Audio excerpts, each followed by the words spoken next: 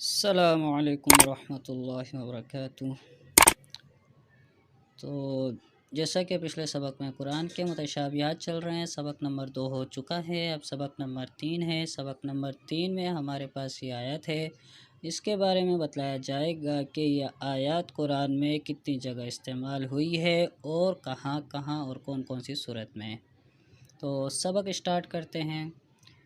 अऊज़ु बिल्लाहि मिनश शैतानिर रजीम। बिस्मिल्लाहिर रहमानिर रहीम। मसलुल जन्नतिल्लती वुइदल मुत्तक़ून।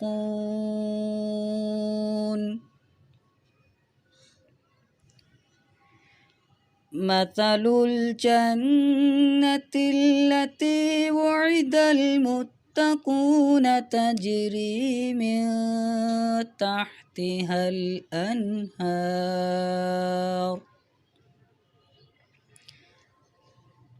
मसलुल जन्नतिल्लती वुइदल मुत्तक़ून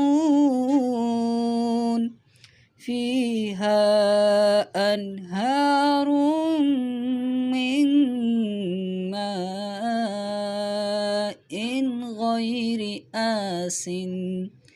सदक़ल्लाहुल अज़ीम।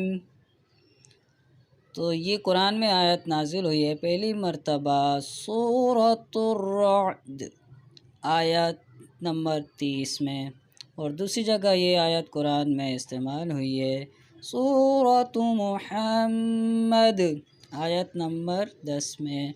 उम्मीद है कि आप हज़रात को ये सबक भी समझ में आया होगा। सदक़ल्लाहुल अज़ीम। अस्सलामु अलैकुम व रहमतुल्लाह।